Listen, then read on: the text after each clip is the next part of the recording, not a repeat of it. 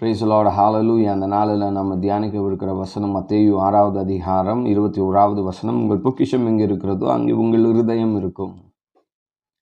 இயேசுவா சொல்றாரு, உங்க பொக்கிஷம் எங்க இருக்கு அங்கதான் உங்க இருதயம் இருக்கு. உங்க இருதயம் எங்க இருக்கு அப்படின்னு ஆண்டவர் கேட்கிறார்.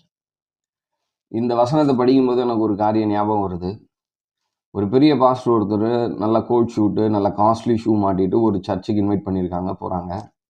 அப்போ அந்த சர்ச்சுக்கு வெளியில் எல்லா ஷூஸும் கழட்டி இருக்குது, செருப்புலாம் கழட்டி இருக்கிறத பார்த்துட்டு அவரும் அங்கே கழட்டி விட போனவர் அவர் ட்ரபுள் ஆகிறார், கழட்டி விடலை.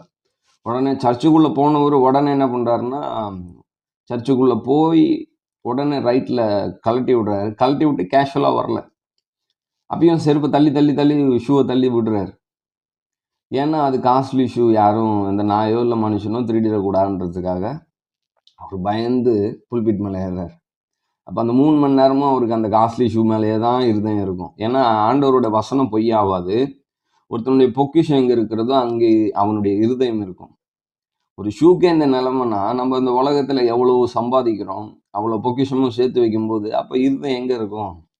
ஆனால் ஆண்டவர் எதை விரும்புகிறாருன்னா, நம்மளுடைய பொக்கிஷம் எங்கே இருக்கணும் எங்கே இருக்கக்கூடாதுன்னு சொல்லித்தராங்க.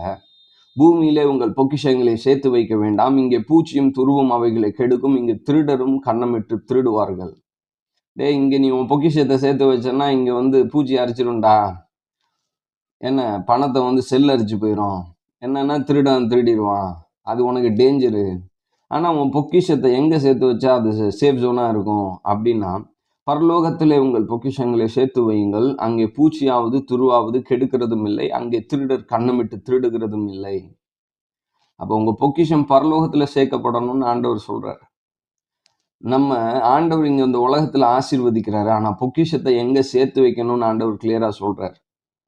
அப்போ பரலோக ராஜ்யத்துல நம்ம சேர்த்து வைப்பது எப்படின்னு நமக்கு தெரியாது, அதை இன்னொரு வீடியோல பார்க்கலாம். இந்த நாளில் உங்க பொக்கிஷம் எங்க இருக்கு? இங்க இருக்கா, பரலோக ராஜ்யத்துல இருக்கா?